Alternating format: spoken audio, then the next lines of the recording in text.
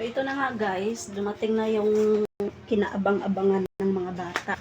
Na kinalukuhan nila sa online shop. Pagkain, latyaw. So nakailang ulit na silang order dito. At dahil nag-craves naman daw sila, umorder na naman. So babayaran natin. At ang tagal kong nakalabas dahil hinahanap ko pa yung wallet ko. Paano kasi itong black ko lang laman. 294 ma'am.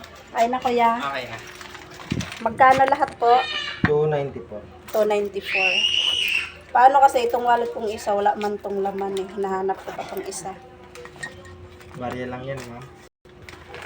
294. Opo. Dito ko kasi tinatago yung ibang kapirahan ko dahil laging pinakikialaman yung wallet ko nung isa. 294.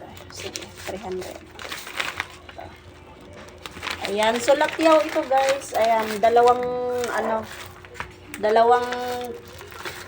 orderan balik kasi ang isa spicy, ang isa hindi.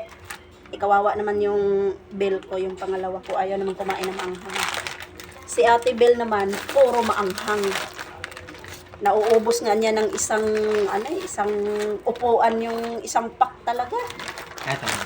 Salamat ma'am. Thank you po. Nakarami na talaga kami ng order ng pagkain na to. Latyaw daw kung tawagin. Saan na pala to guys? Sa TikTok shop in order. Ayan o, TikTok shop. Latyaw. Natagalan ako dahil hinahanap ko pa to. Yung mga lagayan ko po ng ID. Dito ko po kasi tinatago yung iba kong kapirahan. Dahil yung aking bill, laging nangingialam ng wallet. Kaya, ang inilabas ko lang dito sa wallet kong black ay yung yung budget ko lang pang araw-araw. Marunong na yon, marunong mangupit. Kasi nga nag-iipon para pambayad nila sa kanilang mga parcel.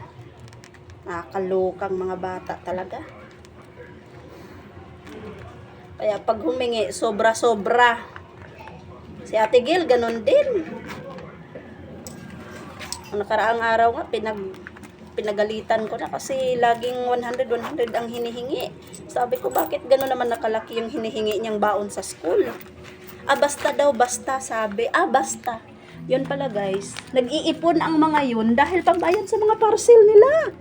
Mga na-addict na sa parcel. Diyos ko, mga batang ito. Kaya minsan, pag may parcel na dumating, sabihin lang sa akin na may pera daw sila doon sa kanilang lagayan. Dahil mga naiipon nila yon naman sa mga hinihingi-hingi nila na sobra-sobrang hinihingi. Magaling, mga mauutak.